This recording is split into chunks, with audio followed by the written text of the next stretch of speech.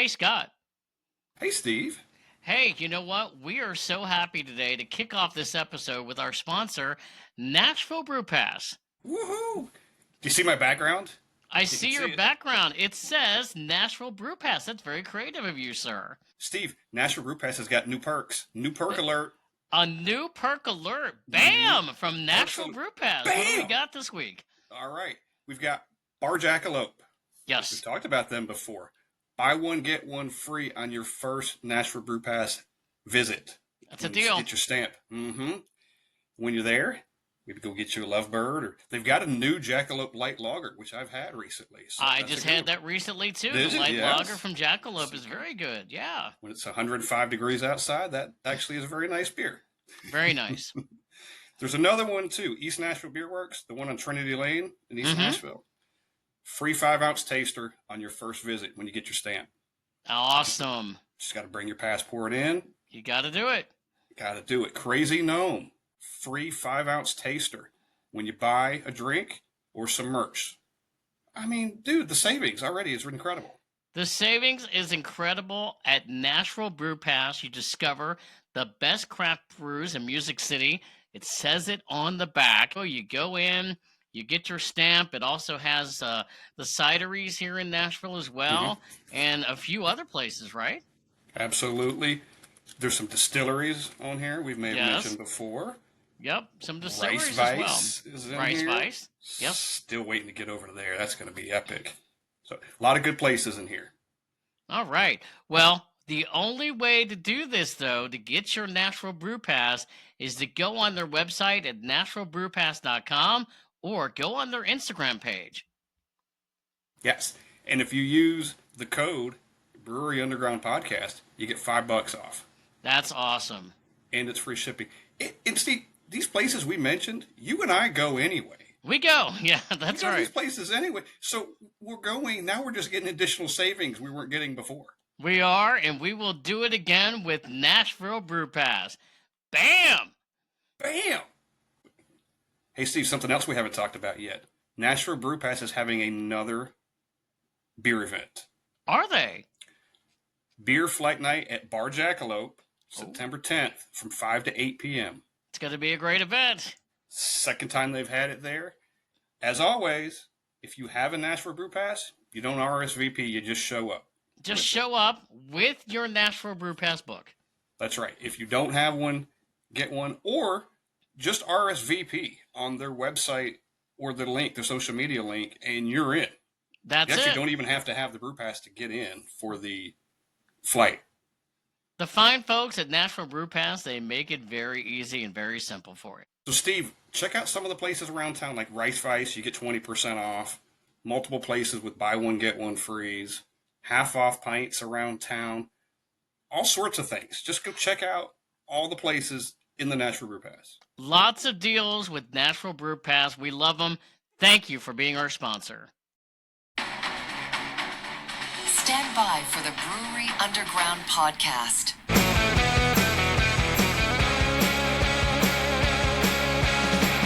In Nashville's heart will rise. Craft and brews will meet the skies. Steve and Scott, they lead the way. Brewery Underground night and day. Raise your glass, let's ignite. In this city, we unite. Raise your glass, let's ignite. In this city, we unite. Hey, welcome back to this, what we think is a very special edition of the Brewery Underground podcast. You know, they're all special, Scott Turan, but this one, you know, we had already recorded something, the Summer Travels edition of the Brewery Underground podcast. We will get to that, but there's a whole lot of other things that just happened. This is what we call breaking news in the Nashville area, just in the last couple of days. And you, my friend, you knew about this. You found out about this recently. You had told me, you had told a few other people. It wasn't confirmed.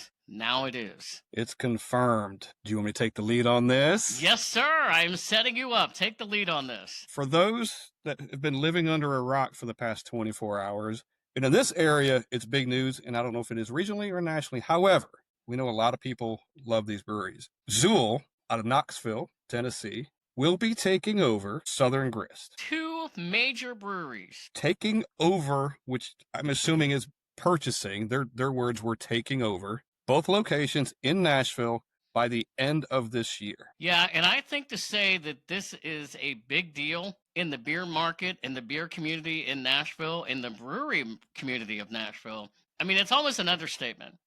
Yes. Southern Grist has been one of the leaders of breweries in Nashville for quite some time. We are huge fans. We are huge fans. We're big fans, huge fans of Zool as well. We know that the two of them have been working together over the last few years doing collabs and things like that. But now it's official. Is going to be taking over Southern Grist in Nashville. Yep. And taking over the locations. Southern Grist, the locations there are going to stay. They're just going to be owned by Zool. They're going to be Zool. We don't know if the Grist name is going to stay. We don't know any of that. None of that's come out. But one of the locations is their manufacturing. So for us in this area, we are excited about the fact that they might be making Zool in our backyard, which also means we hope to be getting that fantastic beer as it comes off the brewery, right? Like if people go to Knoxville and stand in line for 2 or 3 hours for these releases, we hope that happens here. So that's what we are excited about, to have access to that Zool beer right here where we live. Yeah, and the timeliness of all this is the fact that, for me personally, I just went to Zool for the first time recently. And later on in this podcast, what we already had recorded, I talk about my trip to Zool. So it's very timely. And you're going to Zool in the next couple of days. You're going in like 2 days. I'm going. Yeah. Yes. Yes. Yeah. So it's big news. It's exciting news. It is. We're very excited about it in a good way. Like, I really like this thing. I don't know what's going to happen to the Grist thing. I guess we'll wait and see about that. Yeah. But Zool is here, people. It's in Nashville. They're coming. Yeah, we love it. Definitely. We love it. I mean, there's a lot of details, it sounds like, that's going to be hammered out from the statements that we're seeing out there. They're going to be releasing more information down the road of what this all means. It does sound like, which was something I read, was it sounds like the people that work at Southern Grist are going to remain. Yep. So that's certainly good news as well. Yep. The fact that, again, this is a little bit of speculation, but the fact that these two have been working together for the last couple of years on collabs and things like that, it sounds like hopefully it's going to be a somewhat seamless transition. It sounds like it. And what they were saying was Southern Grist, and you can look up on Zool's social media and Southern Grist. They both have post out. That's why we can talk about it. Like, this official, it's coming from them. Southern Grist was looking at their next 10-year plan. They'd been in business 10 years. They were looking at kind of their next 10 years plan, as was Zool. And Zool was looking to expand. I know they were looking to come here for a while. In their words, luck and fate has come to the beer industry for this epic change. Yes. It sounds like it's a win-win for everyone. In my opinion, I hope the Grist brand sticks around in some capacity. Yeah. We got no control over that. We'll see what happens. Yeah, I mean, we both have been Grist fans for years. You know, one of our phrases has been, you know, anytime somebody says you want to go to Southern Grist, well, of course I want to go to Southern Grist. Yes. What time you going? What time you going? Yeah. And then, you know, 2 years ago or 3 years ago, I know for myself, when I started seeing Zool around town at tap rooms and other places, you know, in breweries and getting their beer, I was like, this is some damn good beer. Mm-hmm. And then when I went to their tap room and brewery in Knoxville just recently, and I went, yeah, you know, I'm going to be, again, because we're recording, part of this podcast was already recorded. You're going to hear more of me in a little bit talk about my trip to Zool. But again, as we said in the beginning, to say this is a really big deal for the brewery community and the brewery industry in Nashville, it really is. Yeah. And if you're jealous because you don't live in Nashville, so what? Come visit. Come visit. It's going to be awesome. I really think it's going to be awesome. It is going to be awesome. And as we find out more information, we will certainly release that information out there and talk more about it on the podcast. And we cannot wait to see what's going to happen when Zool comes here to Nashville. Yeah, I think everybody's waiting with bated breath to kind of see what comes next. I mean, the end of the year is not that far away. We're talking 3 months. It's about to be September. So yeah, we're going to see some movement, I think. So stay tuned with us and social media, because it's going to be all over the place. Well, stay tuned. And again, as I said in the beginning, we have re-recorded this as part of this podcast episode because we felt it was that big of an announcement to start out with. So now, on with the show. We are sort of in that mid to late summer range now. And, I think you probably have had a few summer plans. You've been out and about, I know, during the summer, right? Yep. Went and Soaking did a few up the things. sun. Yep. Yeah. Yep. Went and did a few things. Did some stuff around town. Yeah. We'll talk about. Went to a new brewery that opened up here recently. So we'll get into that here shortly. But yeah, we've run into each other a few times. We've made some plans. We've done a few things. You've done some things. I've done some things. We've done some things. We have done a few things this summer, and we're going to do a thing today. We are basically kicking off this episode, just you and I. We've had a lot of guests in the last couple of months, but man, we got a lot to talk about going on here in the Nashville area and other places. But there is something that is happening during the summertime for me. It is that West Coast IPA tour that I'm on that I'm going to talk about a little bit. And I'm kicking it off today, kicking off a beer. What better brewery to kick off a West Coast XPA Source Tone from our friends at Brewery? That's a wonderful beer. That's a great beer. The XPA is kind of cool, right? Extra Pale Ale, I believe is what that is. Yeah. Or extra, what is that? Yeah, XPA, I guess. I have not had it yet, so looking forward to it. It's awesome. It's awesome. Okay. Believe it or not, I started with the Skyline chili beer that I made. Oh my. It's been sitting there for a good 6 weeks untouched, and I went back and revisited it, and it's a little better. So we'll revisit that. However, that was just to try it out. But in honor of your West Coast tour, I have a West Coast IPA, and it's maybe the ultimate. I got Pliny the Elder. Nice. Yes. So all right. I'm going to be cracking that here in honor of your continuing trip. That's right. And I did get this wonderful Barrique West Coast XPA at Main Street Liquors in downtown Nashville. I was just there a couple of days ago. So, nice. Very nice love place. That place. We love that place. So cheers. And by the way, thanks for taking the time out to work up the intro from your tour. You'd work away and you did it while you were on tour. I know it. While I was all across the West Coast, I had time to fly in a team of experts to also help out with our new intro. For those of you that are not on Spotify, because we do video on Spotify, if you're on some other platforms, you won't be able to see it there. You probably see it on YouTube as well. YouTube.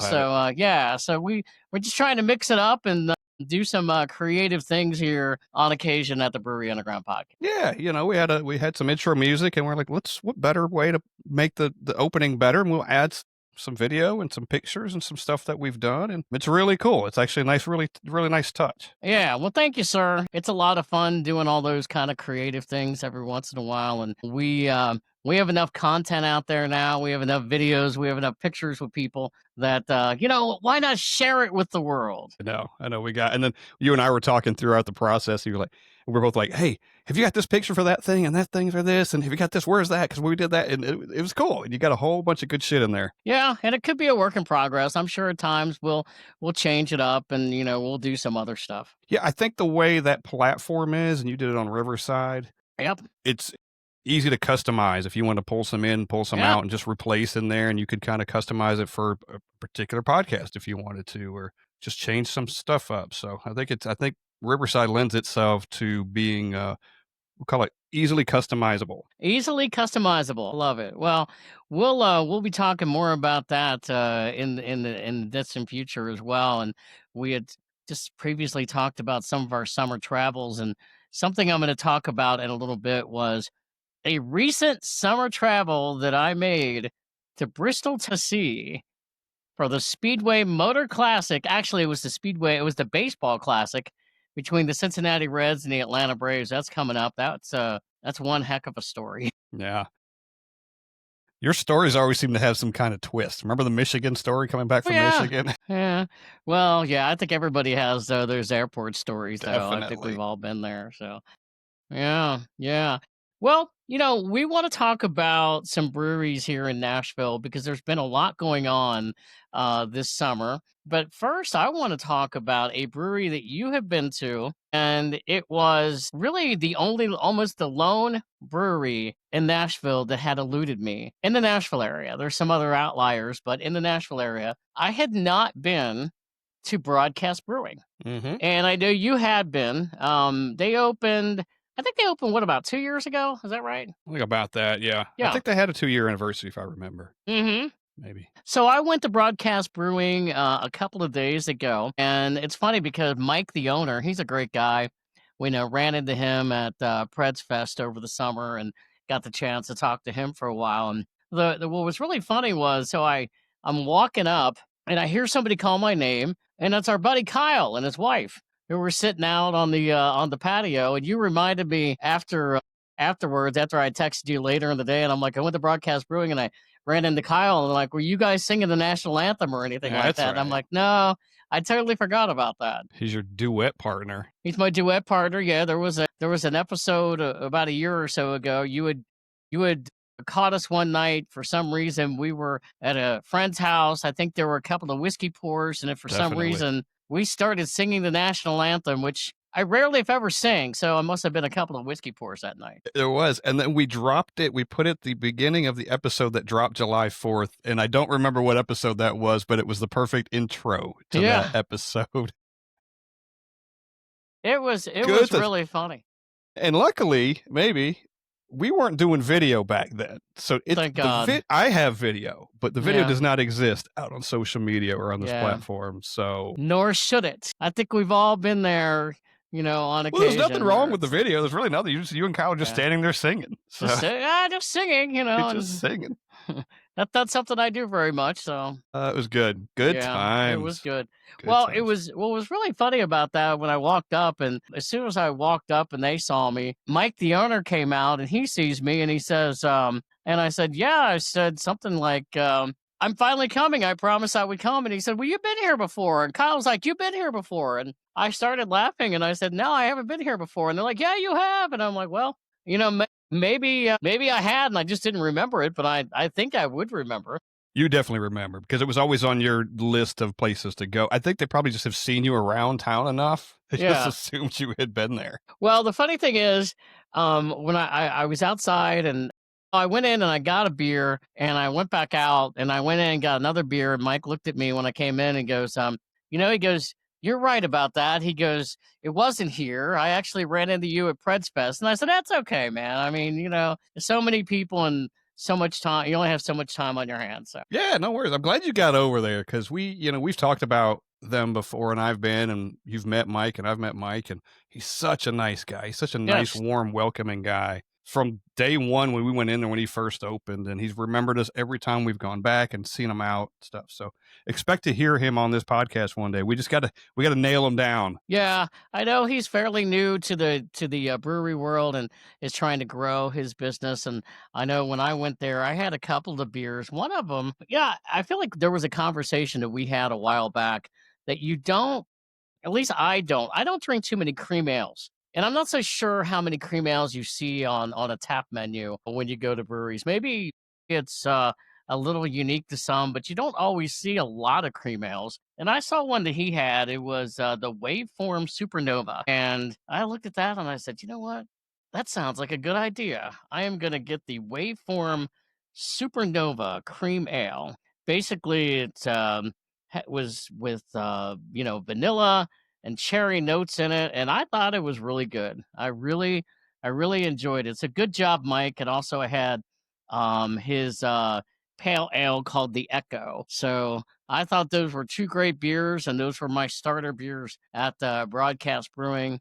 And he's doing good stuff over there, and I can't wait to get back to Broadcast Brewing. He's got a really good reputation in this town for making good beer. Yeah. I think anybody that drinks craft beer in this town that knows anything about it knows that Mike makes good beer. Yeah, and certainly a great location because it's over near Geodis Park, which is, for people that are not familiar with the Nashville area, it's a Major League Soccer stadium over there. And because you guys have gone over there a few times and it's blocks away. You can walk from Broadcast Brewing to over there. We did, yeah. I think the first time we went, might have been around the game or maybe afterwards, but then we've been before game too, and then we've gone afterwards. We went in there one time. Stokes and I went in there one time. And they were playing that Singo. Yeah. You know, you have to it's bingo board, but they're playing songs, and we're just standing there, and he gives us both the board, and they've been halfway through the game, and he just said that one's been played, that one's been played. So he was helping us out on the board.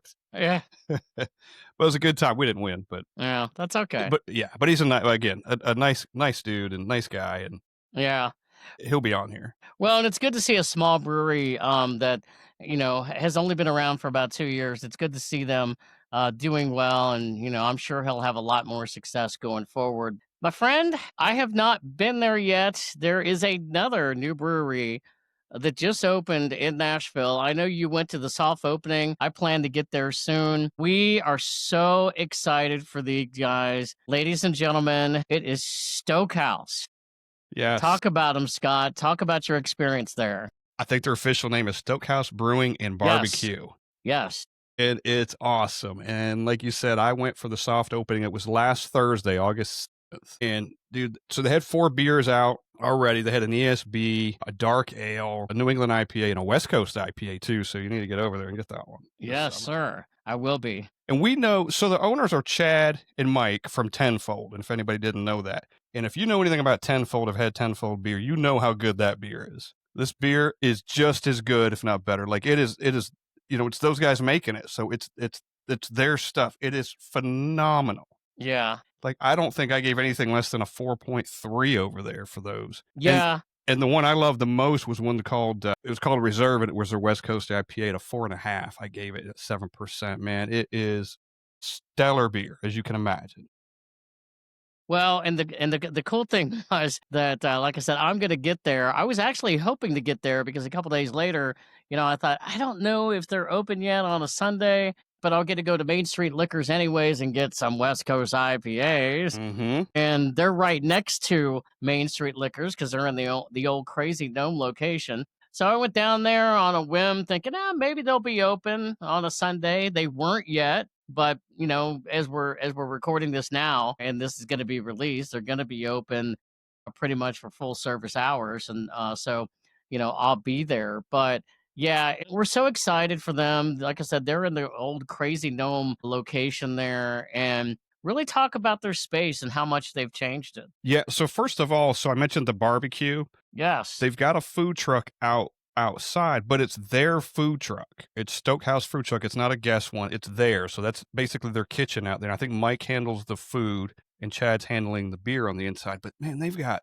brisket, pulled pork, ribs, mac and cheese. They had coleslaw, everything that goes with barbecue they had. And it looked like the platters were coming out. Remember the old, when you're in the lunchroom and you got your tray? Yeah. It was every big as that. I mean, it was a full tray was just loaded with food when it would come out, and it was just stellar, and it smelled fantastic in there. And space is really nice. They, they got it decked out on their decor and their colors. When you would walk in the door, the bar was pretty long. They actually shortened the end of the bar a little bit. Okay. And when I saw Grayson there, he said he wished it was that way when he was there because they have a hard time getting a pallet through when they were trying to come through the front door and get a pallet through. So they would have a hard time. So they shortened that up. But anyway, it's pretty. It looks kind of the same. The bar layout's the same, the table seating, but the colors and stuff in there are different to theirs. And let me tell you, man, testament to this beer community in this area. The who's who of the craft beer world was there. Local craft beer world was there that night. Yeah. Man, Carl Meyer from Black Abbey was there. Well, and let me just say for that makes perfect sense, of course, because Chad got his start at Black Abbey under Carl, with Carl, and then went on to TennFold and now is owning a brewery with Mike. So that beer history tree, the craft beer history tree, extends far, and it's really, really such a fantastic thing to see. It is, man. And we saw Grayson Miller there, who, like you said, that was the previous Crazy Gnome location. He's supporting them there. He's there for the soft opening. Yes. Anthony Davis, East Nashville Beer Works, he was there. We saw Adam Smith from Music City Brew Hop. He was there. Good old Adam. And, yeah. Yeah. Sean from Nashville Beer Geeks. I met the guy that owns Wanderlinger out of Chattanooga. And he actually lives here, but the brewery is in Chattanooga. He was there. Nick from 10 Lakes out of Lebanon was there. So Anna from Blackstone. Yes. was there. So seeing people support each other in this industry, in this city, is amazing. I know we've talked about it before. Yeah. And here's another example of it, man. And people, and look, and that was Thursday. I think there were more people there that went Friday that weren't there Thursday. I saw some pictures and some different faces that I saw. So, man, we know Nashville pretty well, and we know how supportive each other are in this city. I hope other cities do that to each definitely. other. And I don't know, we don't know them as well, but man, if everyone's doing that in the craft beer community, it's lifting everybody up. And I hope other cities are doing it as well as Nashville's doing. Yeah, I hope so too. And the example that I bring about was when we recently had on Esoteric in Cincinnati, and they have, their owner has ties to Mad Tree, and they were talking about the support that they get from Mad Tree Brewing up there. So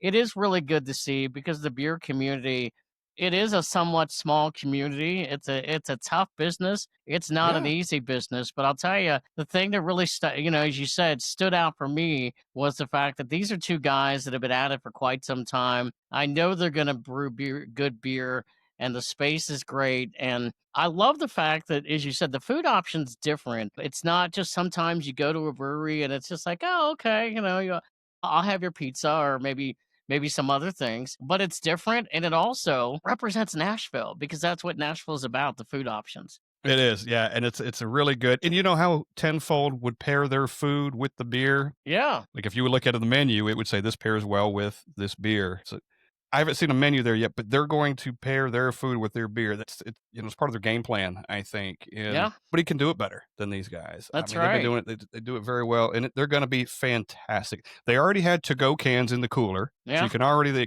get to-go stuff. They did, if anybody remembers, there was the outside area. They built a fence basically between the parking lot and then like the gym, and you probably saw it when you were there. Yes. So they got a fence built up, so it's more like a secluded kind of outdoor area. It's just it's a little different. It's cool, but it's a wonderful spot, and they maximize the space they got in there for sure. Yeah, they will do well. So they're going to do well, and I think the city is really excited as a whole for them to be open. Well, yeah, and anytime you get a new brewery that's going to open in Nashville, and this time where we know it's not always easy, but I think these guys are going to do well, and we certainly look forward to seeing their progress down the road. For sure. And their official grand opening date, which this will have come out already, but it's August 16th. So by the time anybody hears this, they will be open officially. So you should be able to stop by and during their normal regular business hours, whatever those are going to be. So stop on by.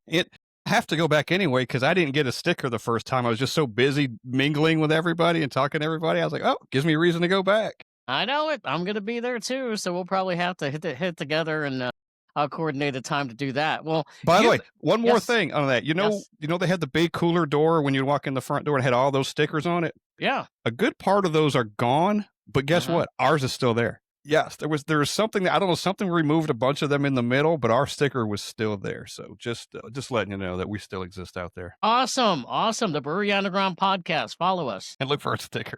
Look for a sticker, everybody. Look for a sticker.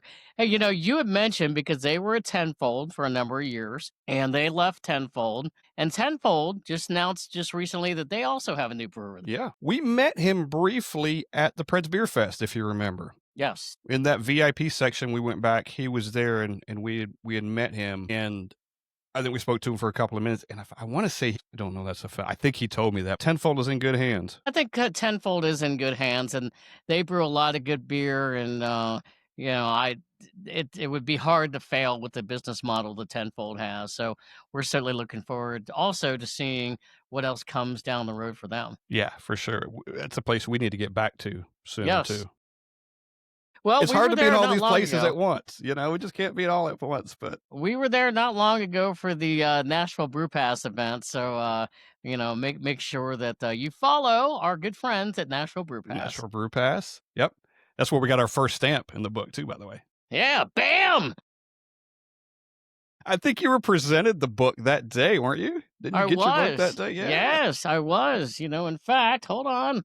I still have my book right here. I'm ready to get more stamps. Okay, but what you didn't do was follow my advice on our last intro, or our last ad, as far as keeping it in the car. I know, but I'm going to do it from now on. But I had it here for podcast purposes. Okay, that's why it's fair. here today. That's fair. Yep. Very fair. Okay. Yep. That's an easy catch for me today, but all right. There's no one pulling over your eyes, is there? No, trying not to. Trying not to. There seems to be, and there also seems to be a lot going on also at another brewery in Nashville, and that would be Bearded Iris. Yes. They officially, when I say officially, it's been made public that they've been bought by Wiseacre out of Memphis, Tennessee. So I don't know, listening and reading comments and things, it sounds like this was in the works for a long time. I don't know all the details, but we don't know what's going to happen in town with their locations. I don't know that they were brewing beer here in a while anyway, from what I read, but they're going to have manufacturing here. Wiseacre is. What they do with these spaces, I don't know. I haven't heard much. Yeah, we don't know. Rumors. They have 2 locations over in West Nashville, and then the one over in Germantown. Germantown. Thank you. Yeah, and the manufacturing, I think, is in Germantown. At least the tanks and stuff are all there. So, it'd be interesting to see what they do with it. I didn't know Wiseacre was kind of that big. Maybe they are, but they bought a good brand. It'll be interesting to see what they do with it. Yes, and don't get rid of Homestyle IPA, please. It's one of my favorites. You can't. It's what made Bearded Iris. Yeah, I mean, if you really did. If you think of Bearded Iris, you think of Homestyle. Yeah, you really do. So surely they got to keep the brand alive. It's a good brand. Hopefully so. And they're one of the older breweries, in Nashville, and they've been doing good things for a number of years. Absolutely. Well, it'd be interesting to see what they do, and I don't know, maybe hopefully sooner than later, so we can see what changes are coming. Yeah, absolutely. Well, there is something near and dear to my heart that's happening. At least it looks like it's happening soon. It's been announced on their website, and I heard about it not long ago. Mr. Brews, it's one of my favorite tap rooms in Murfreesboro. You go in there and they got a lot of great beer on tap. They got a lot of great food. I've been several times. And of course, I live south of Nashville, so it's a little more convenient for me to get there. They are going to be opening up a location in Smyrna in the old Casual Pint location. Yeah. And I am so happy about this because it's right down the street from where I live. One of the sad parts sometimes is that philosophies change or business plans change. And when the Casual Pint there in Smyrna had come about, it was servicing an area that needed it for craft beer. And I just think over time, maybe a lot of things changed with ownership. I think we had heard that the owner had actually moved away and was no longer living in town. And you could kind of tell that there were just a lot of different changes there that didn't help their business model. So Mr. Brews going in there is going to be, I think it's going to be perfect. It's a growing area anyway. I mean, they're building so much up in the Smyrna, Tennessee area, Murfreesboro. I mean, I think Rutherford County, where I live, I saw the other day, is like the fifth largest growing county in Tennessee. So come on, more breweries. You need to get here.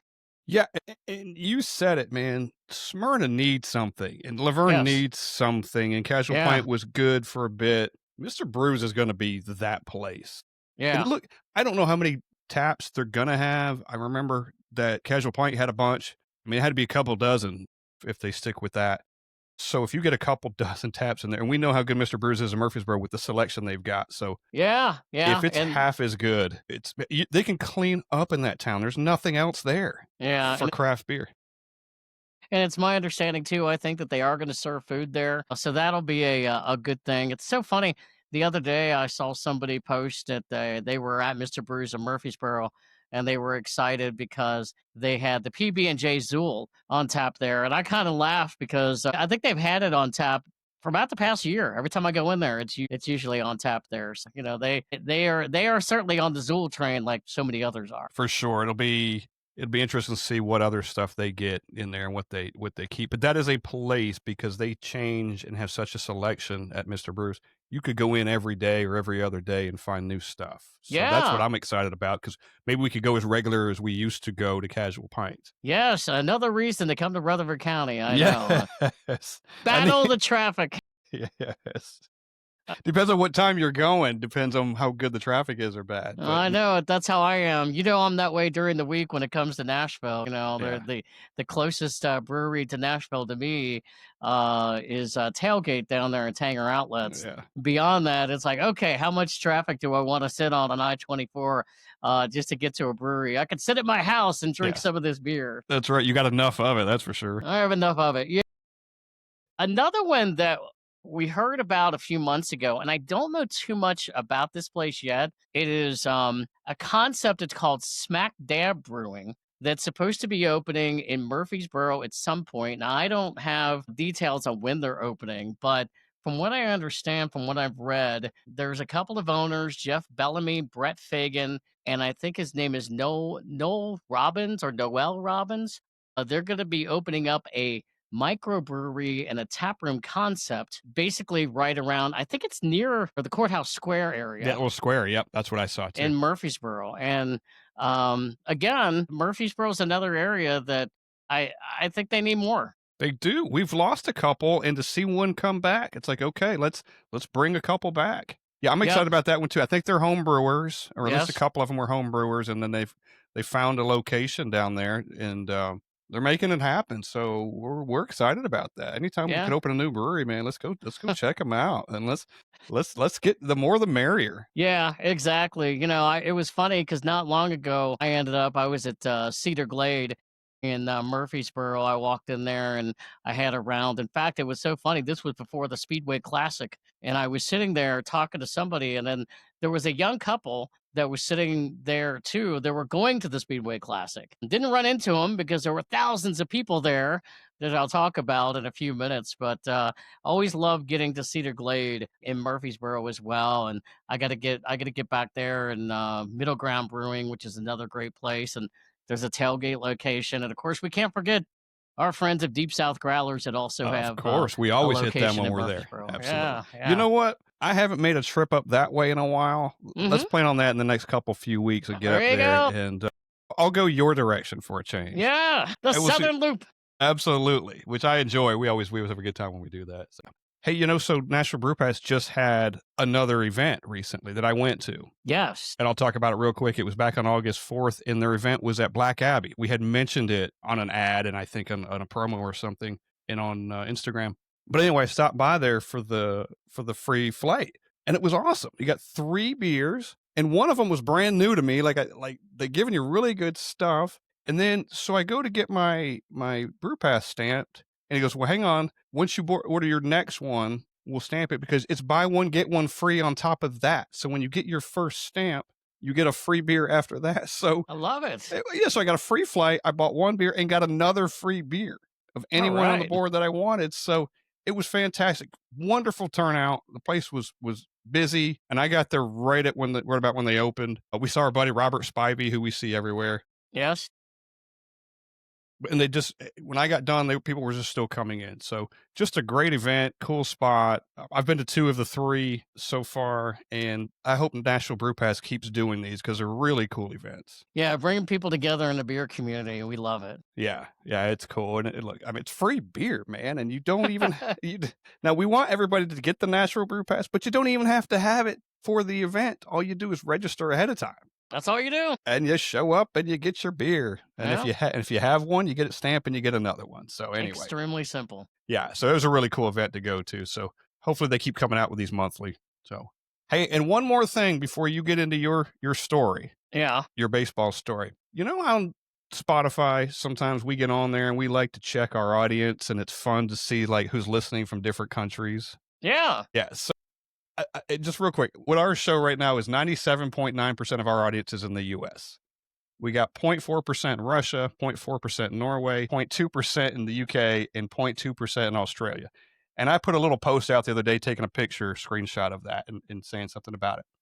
But the reason I mention it is because last week I got a DM on Instagram, and it was from a guy named JT. And his Instagram handle is JTCrafty _craft beer, and crafty is with a K. And he's from Brisbane, Australia. And he was driving down the road and he was listening to our podcast. Well, thank you and cheers, sir. Hey, yes. Hey, mate, cheers. Yes. He took a picture of the navigation. He took a picture of the screenshot where he's listening to us all the way in real time from Australia. And I thought that was the coolest damn thing. So the reason I mentioned the stats earlier is because it's like, hey, man, actually maybe those numbers are real in some way, 0.2%, whatever that equates to. But somebody really is out there listening, maybe in other parts of the world. So just thought it was cool. Cheers. Shout out to JT. Thanks, man.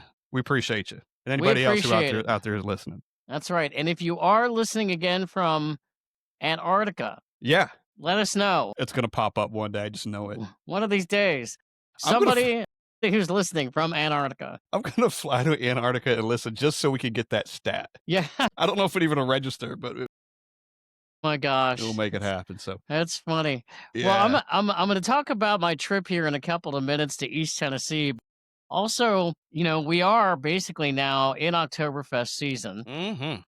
And I got a bit of an early start. Meanwhile, it's August 13th, but you're not wrong. I know.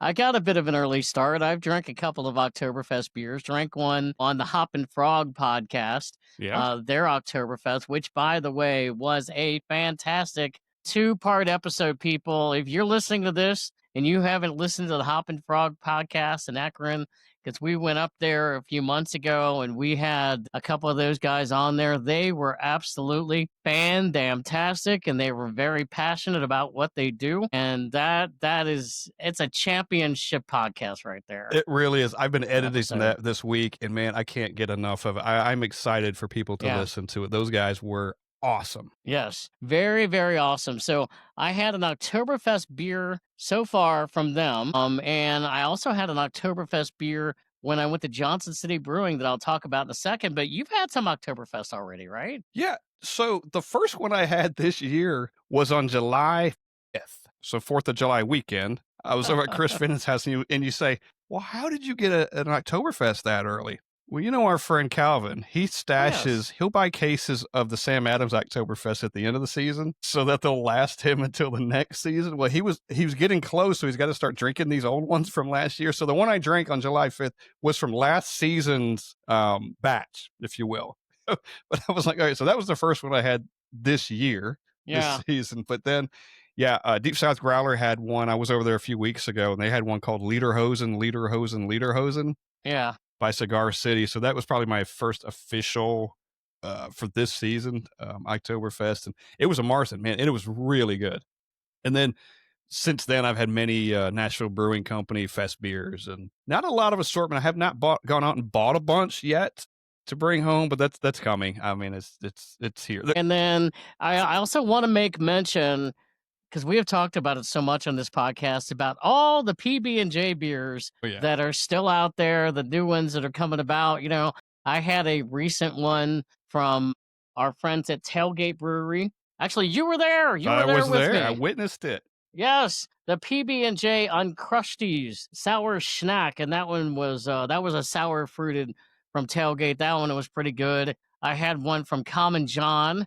That was also a pretty decent one as well. I had that from Mr. Brews. And then, well, I guess I got to get into my trip. Here we go. I'm going to buckle in.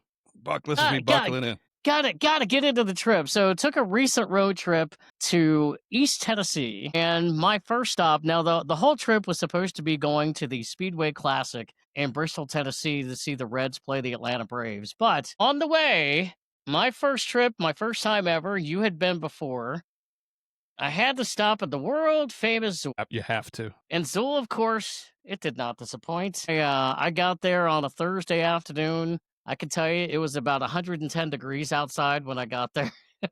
Yeah, that's about right. In the middle of summer. I mean, I just remember getting there and thinking, I've been driving for a few hours, and this is going to be a perfect spot to get some beer. Not a lot of heavy beer because I'm driving, and now it's also time for lunch. And thank God they had some food there. But yeah, so when I did get there, I remember you were leading up to a couple days beforehand. You kept saying, you're about to have your 1,000th check-in of a beer on Untapped. I think I was more excited about it than you were. Well, you love stats. I love stats. I do. Yeah. Well, I know the 1,000. The 1,000 is a pretty good number, so I was excited for you. comparatively, by your standards and many others, it's not that high. But you know what?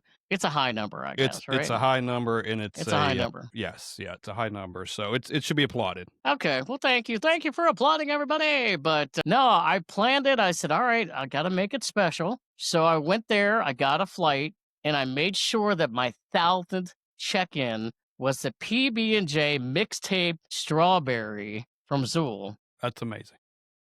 And ladies and gentlemen, it did not disappoint. It did not. It did not disappoint. I believe. Let me take a quick look. I'm pretty sure though. I know what I rated it on the old Untapped app. I rated it a 4.50. 4.50 on Untapped. That is stellar. That is high territory. Yeah. There aren't many that get up in that range, are there? Yeah. I've had a few this year. You're drinking good beer. I'm drinking good beer.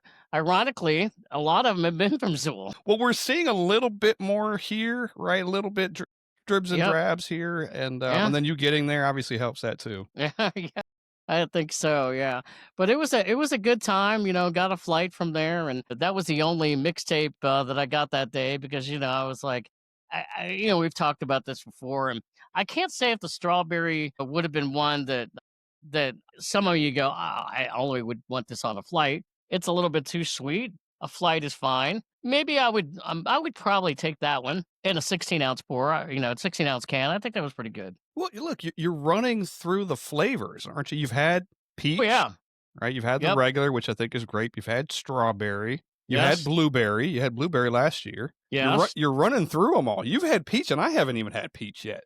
Yeah, I know. Yeah. Well, I also have to make mention, in all fairness, it wasn't just that what I got on a flight. I got their Mexican lager, which I also liked, and I got their American lager. It was Couch Time, which was pretty good, and a New England hazy IPA, Small Vices. So I really mixed it up that day on my flight when I went to Zool, and I really enjoyed my trip there. I don't remember. Did you take a picture? I'm sure you did, of the flight. I did. Yeah, probably a lot of color variation in there, right? There was, yeah. Yeah. Has to be. You're really good at that, by the way. Especially, and with what you described, like there's got to be some color variation in there. Yeah, and I gotta say, I know at the end of the year when we rank our top 10 breweries, new breweries that we visited so far this year, I have a feeling that Zool will probably be high up on that list. Yeah, and not to throw out any rumors, but good chance we might see some more of it in town soon. You never know. You never know. Okay, we'll see what happens there. Yeah, you never know. But yeah, yes. And you brought me some back, which I appreciate. You brought me back Tiny Umbrellas and that peach cobbler one. The Betty's peach cobbler, yes, which I just had. I also ranked that at 4.50. That is really good. It's really sweet. It is really good. On Untapped. And as you talk about, you also had talked about a couple of the others that I brought back too. All good stuff from Zool. And an observation from Zool.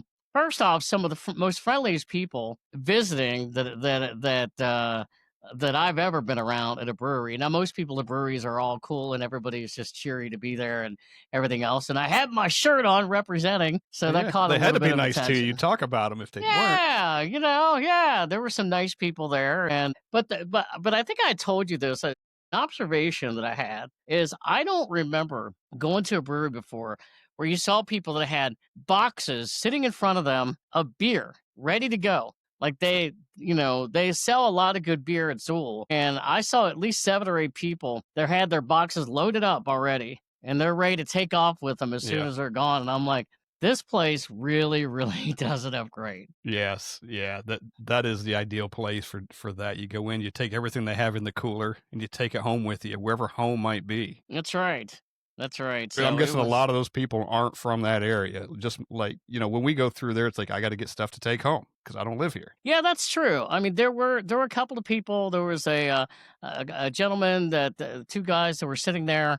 I actually asked them to take my picture in front of the Zool sign, and they were from there. They say they didn't get to breweries too often, but they love Zool. And then there was another couple who kind of talked my ear off for a few minutes. I wish I could remember their names. They said they were going to listen to this podcast. So if they did, shout out to you guys. I think they were from somewhere over towards the East Coast, but they were talking about the Nashville breweries, and they've been to Nashville, and they were asking me about recommendations as well. So really, for me, what was going to be kind of a quick trip, about an hour, maybe 45 minutes to an hour, turned into about an hour and a half. But man, I enjoyed it, and I loved every minute of it. Good. Another one of those brewery experiences, right? Yeah. Oh, definitely. Definitely. We always love the brewery experiences. So that was my field trip to Zool. To Zool, man. Another one you checked off the list. And that was, like you said, that was high on the list. Very high on the list.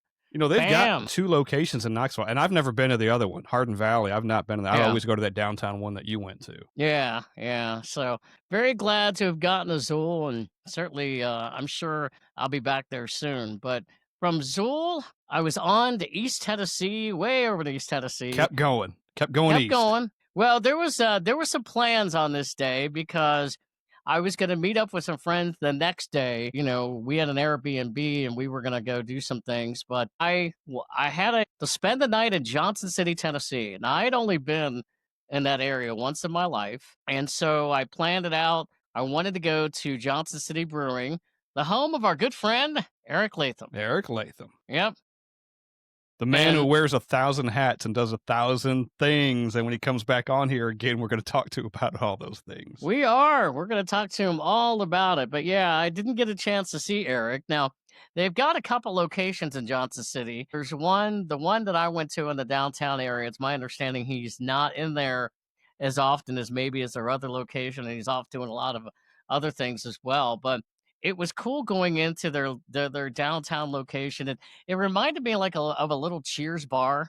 There were so many friendly people in there. Yeah. And the funny thing is there were some locals in there, but there were also people in there that were ready. They were there already, like I was, getting ready for the baseball game, you know, that weekend that I got a chance to talk to for a while and, you know, share a lot of good stories with, and drink a lot of great beer. Yeah. I had been in there, and I think I said this somewhere along the way that I'd forgotten I had been there to that location. And at some point I was like, oh wait, I have been there at one time. So, and then I remembered it's a cool little spot in there. Yeah. It sure is. And we have to thank Eric because he gave us some beer while we were there. In fact, I texted him and I was like, hey, Eric, I'm here. And I didn't think he was going to be in town. And then as I was leaving, the guy behind the bar said, well, Eric just called me and said, give that guy some beer. And I'm like, well, okay. All right. That's awesome. And you gave me some too. So thank you. You got some beer. I got some beer. Yes. Thank you, Eric, for the beer. Yeah, thank you very much. But yeah, I had some good beer from there. Had their sea salt lime lager. Also, we talked about Oktoberfest, and I think we're going to get him on soon. They do a lot of different variations of Oktoberfest. Here's one I would have not have thought of in a combination. Butterscotch Oktoberfest. What a combination. I like the sound of it. Yeah.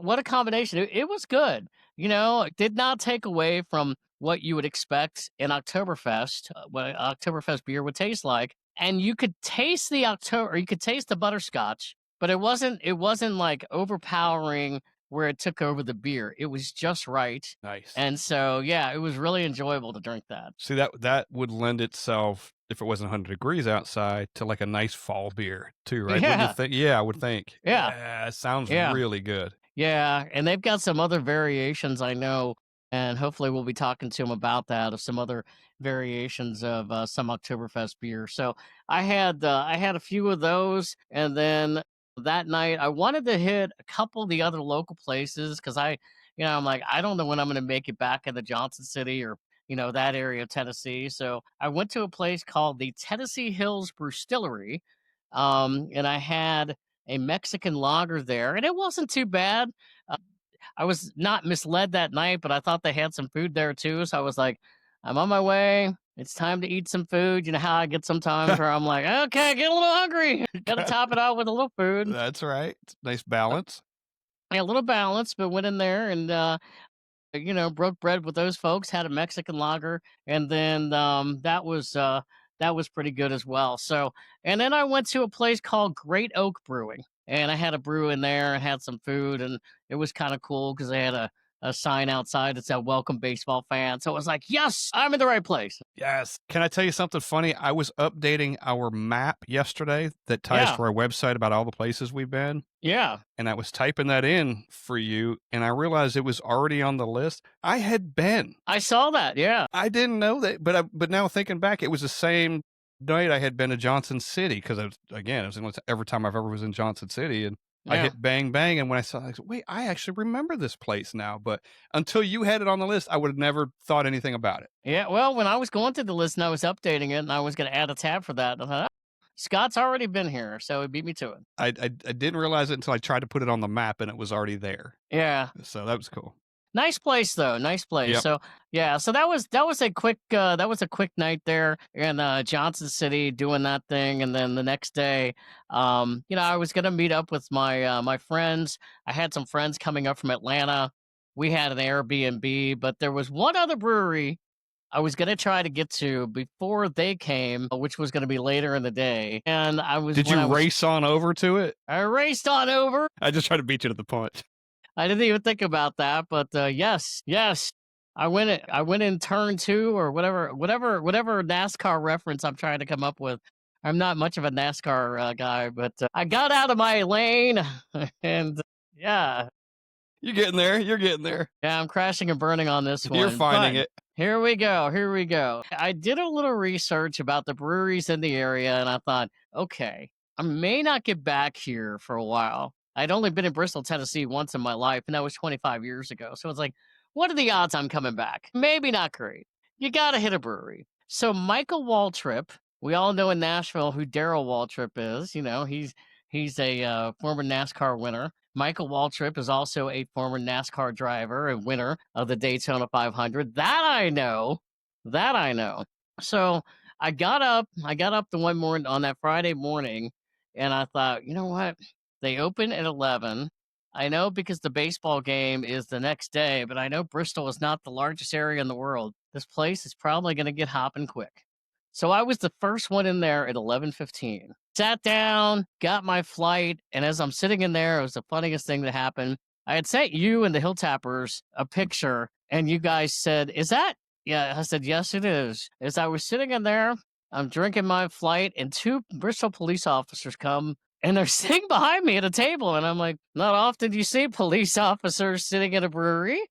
This is kind of interesting. No, they were not drinking beer. They were on duty. And no, I don't think, I know they weren't drinking beer. I think they had ordered Cokes or water, and they were eating some food, but I just sort of laughed because I took a picture, and then you guys are like, are those police officers standing behind you? And I'm like, yeah, that is. The patch on their arm was pretty prevalent in the picture, and I think it was Mitch who said, "Are those cops?" Yeah, are those police officers? Yeah. So yeah, it was pretty funny. So you started drinking slowly at that point, a little slower. Yeah, not that I really had anything hard, any hard liquor or any hard beer there anyway. I mean, I basically had. It was the Talladega Light, the Bristol Sunshine Tangerine Ale, a peach ale, and then I also had a West Coast IPA there, which was actually my favorite beer on the flight, the Slide Job West Coast IPA from Michael Waltrip Brewing, scored a 4 on the old Untappd app. All right. Yeah. That's cool. Yeah. So I stuck around maybe a little bit longer. Let them leave. Yeah, had some food. Let them get the hell out of there.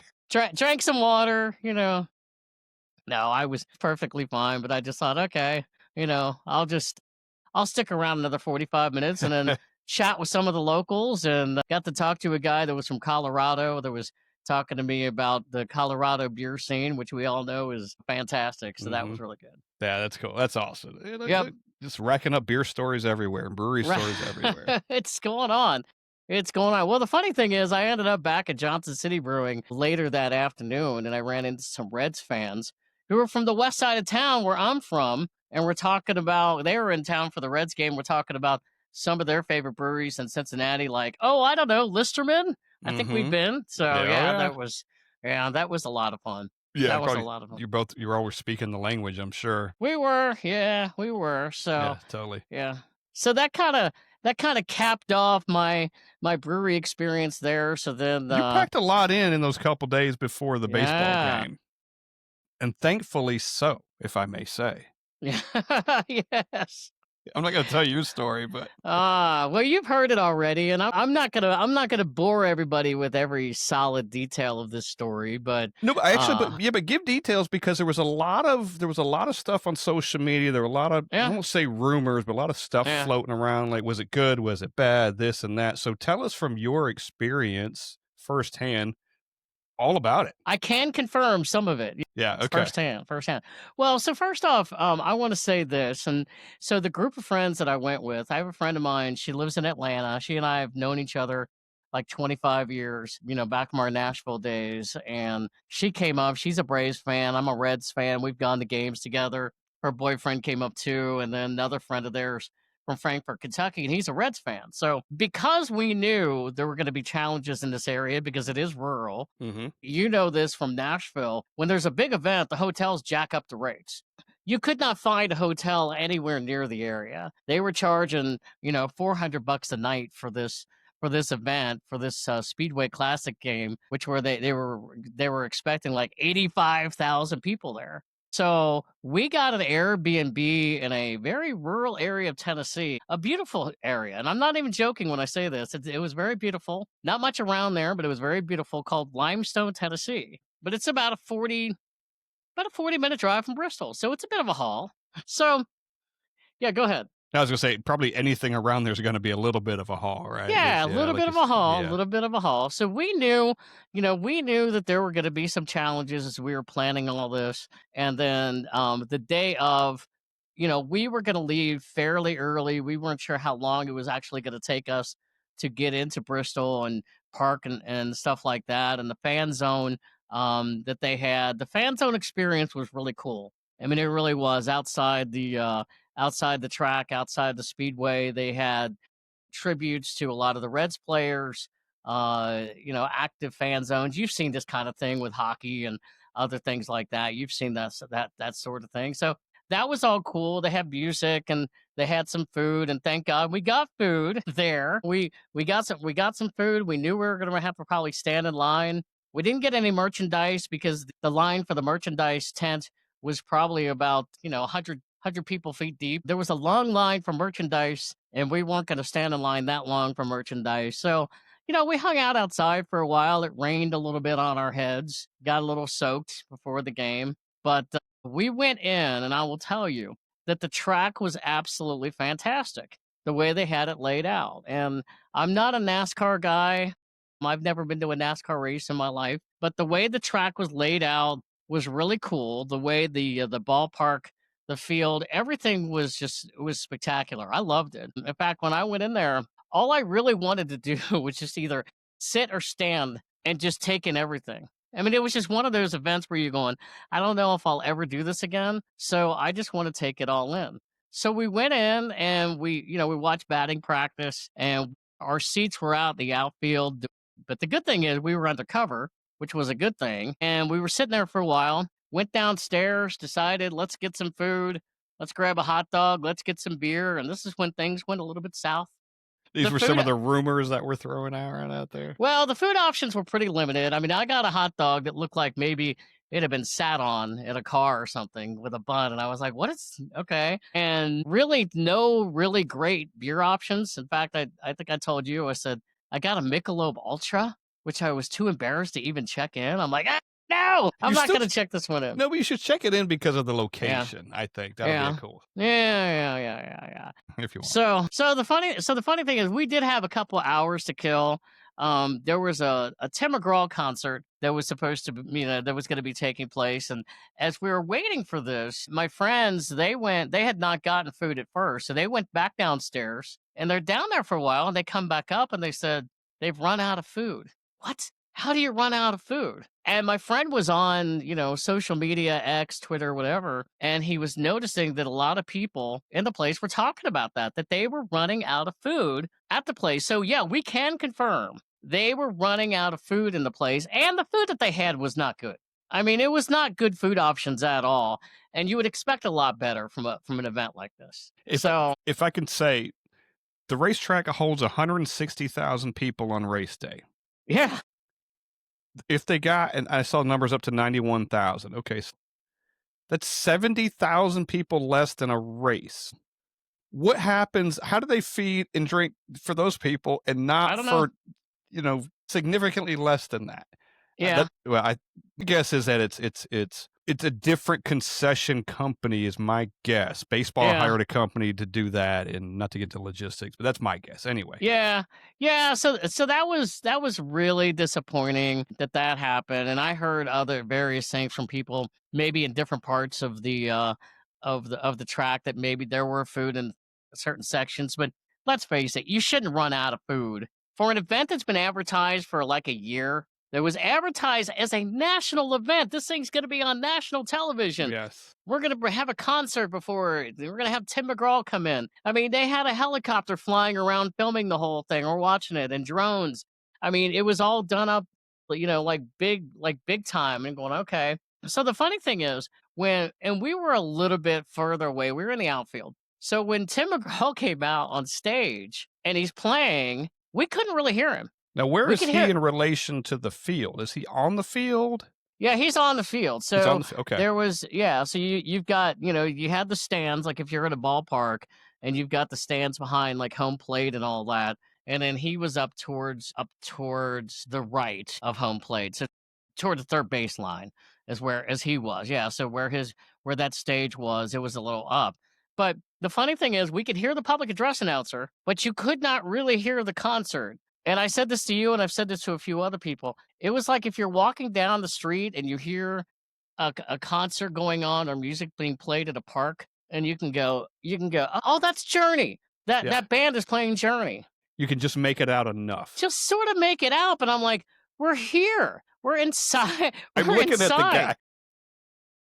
I said to my friend Jennifer, I said, it's almost like watching a concert in closed caption or something. I'm like, this is just strange that we could not really hear the concert. Now, I'm not going to go all negative here on it, because towards the end, he had coordinated music, which this was really cool. So they brought out the players in race cars, and they all had their individual numbers on the race cars, and they were in the cars, and they brought them around the track a couple of times, the Braves and the Reds players, and then they got them out and they got them on the field, and they were lighting off, introductions, fireworks, and all that. And then Johnny Bench and Chipper Jones, former obviously catcher for the Reds, and Chipper Jones, former player for the Braves, came out to throw out the first pitch. Now this is when it all really went downhill. Because when they come out, I look across the way and I said, hey, is that just smoke over there by the lights from the fireworks? Or is that a lot of mist? Or am I seeing a lot of rain? And you could see on the Jumbotron, poor Johnny Bench, who's like 82 years old now or something, is getting rained upon. And they threw out the first pitch. And man, they got the tarp out on the field. It was about a 2.5 hour rain delay. They tried to start the game over again. It didn't work out, and they called the game, and that was pretty much it. And then we had great parking near the Bristol Motor Speedway. It was maybe 3/4 of a mile, maybe a mile that we parked, but we sat in the parking lot. I am guessing 45 minutes to an hour before we went out. And when we all got in the car, we were sitting there thinking, are we coming back tomorrow for this? And I think all of us were sort of almost a yes. Even though I had planned to go home on that Sunday anyway, I was like, I don't know if I'm going to stay. And my cousin Kevin, who I've mentioned on this podcast before, he's a season ticket holder to the Reds. Him and his son Corey came to the game, and I ran into him at the game. They had the closest they could stay at was a hotel in Sevierville. And he called me, and he asked me, did you guys get out yet? I said, no. And they had parked a little bit away, so they were able to get out from the traffic. But he was saying there were other people, because he asked me, he said, that you guys didn't park in that field where people are getting stuck in the mud, are you? And I said, no, thank God. My God, there might still be people there trying to get out. Yeah. So he said right away, he said, we're not coming back tomorrow. And I think it got to the point that the longer we sat in traffic, because we didn't get back to our Airbnb till 1 o'clock in the morning. And I know by the time I got back to our Airbnb, I was like, there ain't no way I'm getting up and doing this again tomorrow. That's the thing. Even if it's less people, it's still just as bad, right? Yeah. And can you imagine the food situation the next day that they hadn't even planned for? My friend's boyfriend said exactly that. He said, if they didn't have food today, they're probably not going to get food in tomorrow. No. I never heard anything about that the next day. None of us went back. Now I'm going to say this on a positive note. It was a great experience. I did expect her. People listening to this going, what did you expect? I know. You do expect challenges at events like this. I would not trade that experience because I'm glad I went. I got to see some good friends. I got to experience it. But I will tell you this much right now, and I know Major League Baseball, they do this for all kinds of events. We see it in Nashville, too. They don't care how long it takes for you to sit in traffic. They don't care how much the hotels are. I get all that, but I do think that they could have made an adjustment to maybe starting the game earlier, perhaps, and getting the game. Because if they would have started the game at like 3:00 in the afternoon, knowing maybe there was weather coming, I think they could have gotten the game in. And I'll be the devil's advocate here. Yeah. TV did not want that to happen. No, they didn't. No. And again, I live in the real world. I'm not naive. I know it's about network and I know it's about money, but there's people that would absolutely go back. But I do think some of the things I just outlined, I think Major League Baseball should take responsibility. I think Major League Baseball failed on some of this stuff. Yeah.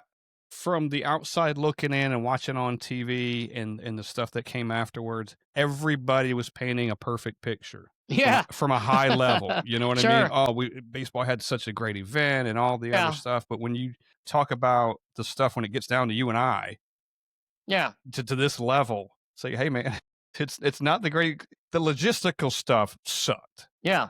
Right. It's just but some things could have been prevented too. And that's the stuff that's well, that and they'll crazy. do it again. They'll do an event like this again Sure, because they sold 91,000 tickets to the thing. They course. made money. Yeah. They made money, and it's all about making money. And I get it. Again, I live in the real world. I get it. I don't regret going, and I don't regret the experience. But was I going to go back and maybe deal with that again the next day? No.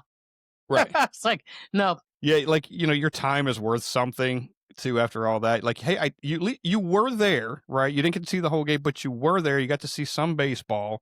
You got to experience it. You got to see the pomp and circumstance that it was before the game even started. So you got to experience all that, which is exciting. And, and the stuff before even the game, the stuff you did days prior. So I can see how it would be a great experience. It's just the game part, the ultimate getting to see the whole game wasn't, you didn't get to see that, but right.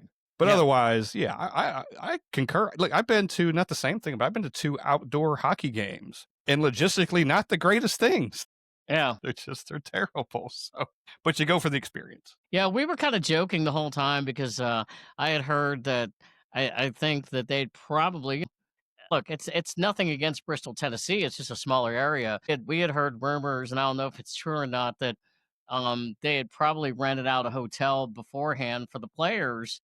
In case this would have happened. And somebody said, imagine, because there's not a whole lot of hotels, walking down the hallway of a hotel that you normally wouldn't walk down to and going, hey, look, there's Ellie De La Cruz yeah. at the ice machine. Yeah, exactly. Yeah, they probably had to make every concession, right, to make in case anything happened. Because anything happened, where the hell are you going to go? Like you said, you can go all the way to Atlanta and then come back. Yeah, I made the joke that night. I said, I doubt Tim McGraw was staying at the Bristol Hotel tonight. He helicoptered the hell out of there.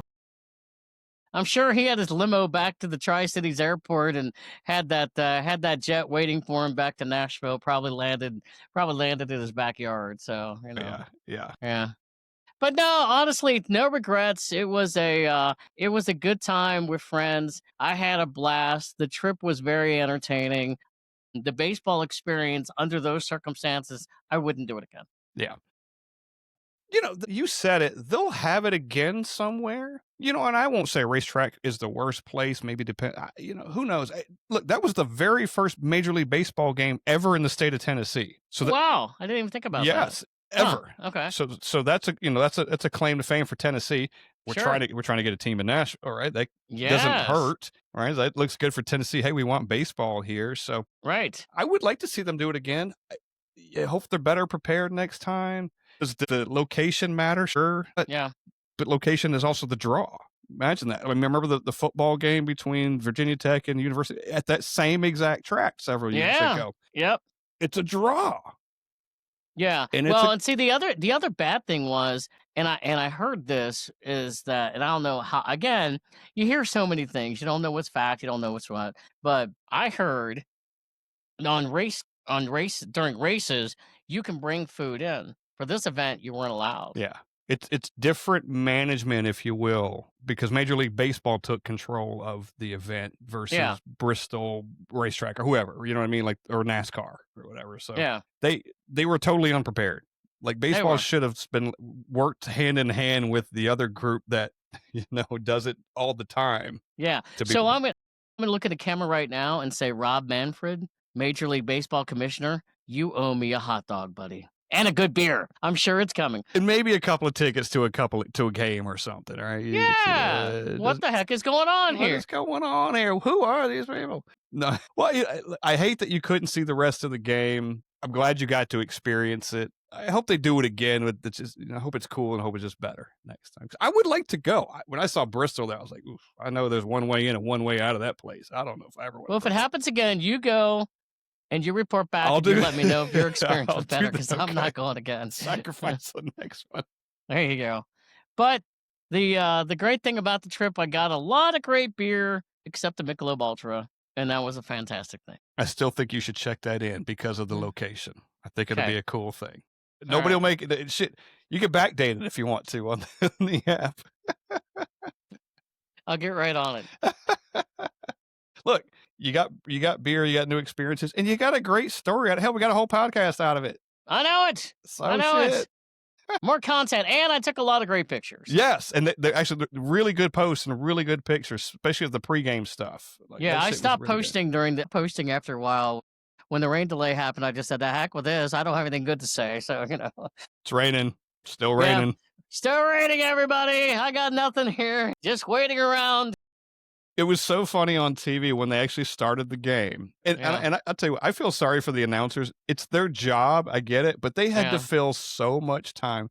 They were repeating themselves. They were bringing in guests. Like, they had to kill so much time. But I guess I forgot my point. But just to watch it on TV. Oh, I know what it was. When the game finally started and it wasn't long, it was pouring.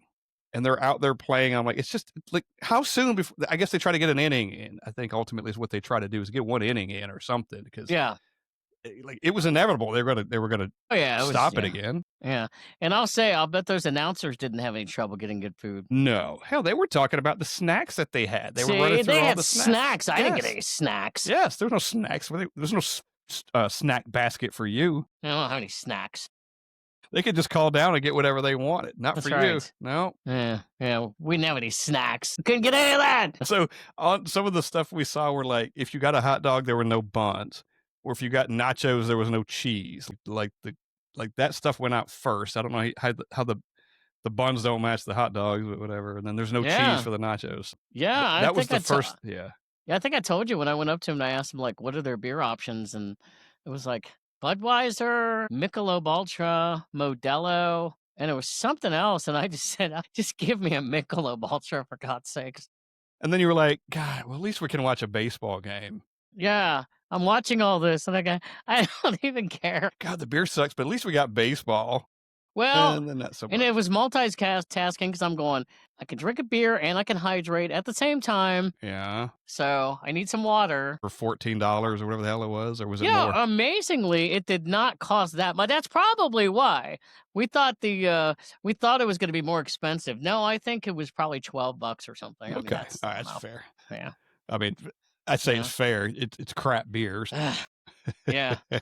So, well, we're glad you told us about the experience. Now it's out there. It's official. It's down on. Official. It's recorded. It's on tape. It lives forever. It lives forever. Now we got it out.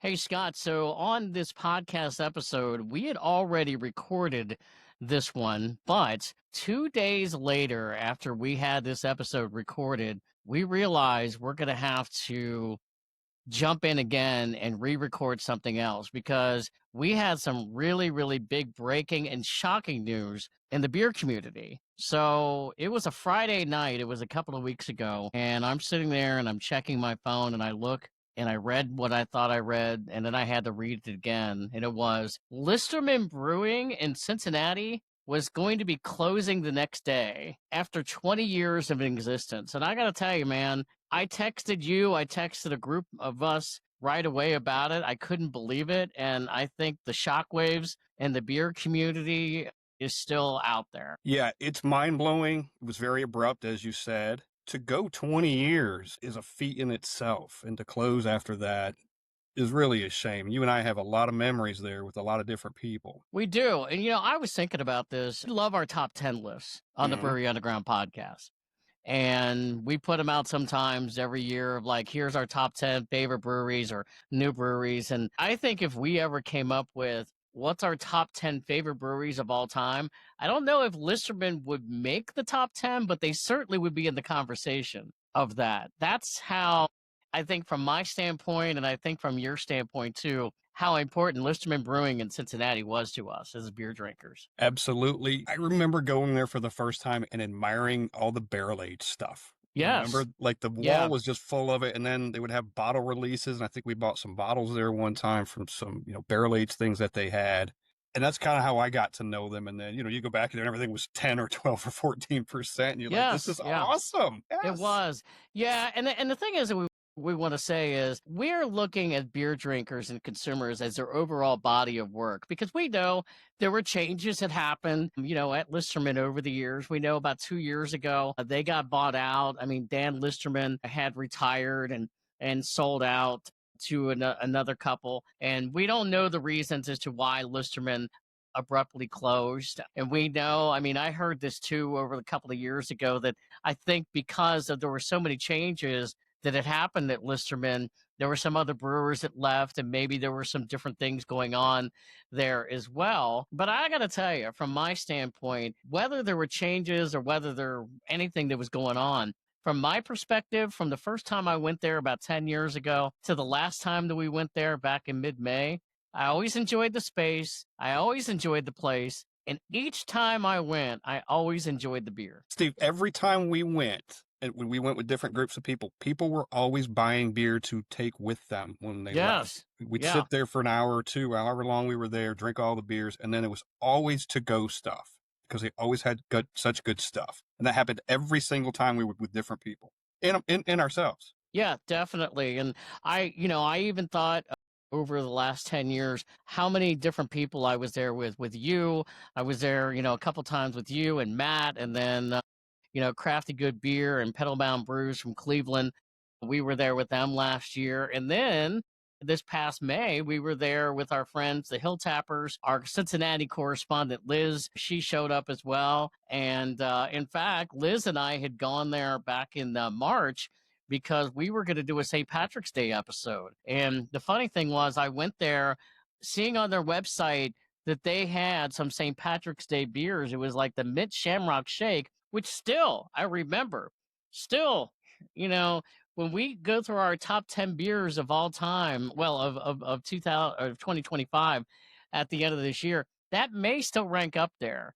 So Listerman holds a lot of memories for me. I'm very glad we had the experience of Listerman. You talked about the barrel aged. I remember the very first time I went there, it was a recommendation of you. You had gone through there and you had said to me, have you been to Listerman yet? And I said, no. And I'd gone there. I was in between some family stuff and I walked in, and that was during the time where they were doing a lot more high ABV stuff. And I looked at the board and I'm like, whoa, okay. Yeah.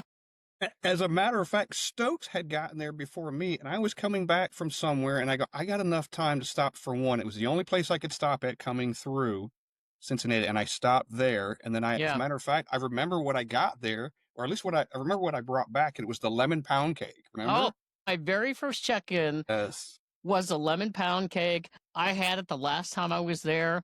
Tom at the Hill Tappers, I told him, get the lemon pound cake. I probably had that thing about 4 times. And in fact, I went on my Untapped app, and now see, I had checked in the lemon pound cake back in 2020. And that was, even before I was rating a lot of beers consistently. I had checked in consistently since about 2020, about 21 beers from Listerman. I know I had a lot more than that, but I got to tell you, from a rating standpoint, pound for pound, almost every beer that I ever had at Listerman, I would have to say that I would have gotten again. There was only one. And I knew when I bought it on a 4-pack, and because I was from that area, I thought it was funny. When I bought a 4-pack of Don't Talk Shit About Norwood, which was a pale ale. Yeah. I wasn't a big fan of that one. I didn't think I was going to be, but I love the name and I love the creativity. It just kind of went with the area, and at the time. So that was a lot of fun too. Steve, just that beer alone, when we drive through that area, and every time the sign, like when we're driving down the road and Norwood pops up like on a sign, I just always look at you and say, "Don't talk shit." It's because of that don't beer. Talk shit about Norwood. Every single time we see Norwood, I just say it because of that beer. Well, yeah, absolutely. And I just have to say, Listerman for us, I mean, when we would go up there and when we would talk about what are our favorite breweries in Cincinnati, to me, Listerman was in the top 5 of conversation. And they had been there for, 20 years, and they had started out as one of the originals in the Cincinnati area. So, we don't know why they closed so abruptly. That's unfortunate. I hate it, but I can tell you this much right now, as a beer lover and a lover of craft beer, Listerman holds a lot of great memories for me, and I'm glad that we have them. Totally. And you just mentioned a few minutes ago about the mint shamrock shake. Coincidentally enough, and I think you saw the clip, we did a St. Patrick's Day episode back in the spring or March, whenever we actually did it. And you were talking about that beer, and I found the clip from that the other day and posted it. Yeah. That exact thing, just that exact clip. You're talking about that specific beer. Yep. And, it was perfect for around that time of the year, too. So. Yeah. And unfortunately, only a day's notice, we weren't able to get up there and have a final beer at Listerman. One of the great things is that, our buddy Tom with the Hill Tappers, his daughter, Beer Cat, who lives up there, she was able to get there and have a final beer. So I kind of feel like, in a way, we're all in part of the beer community together.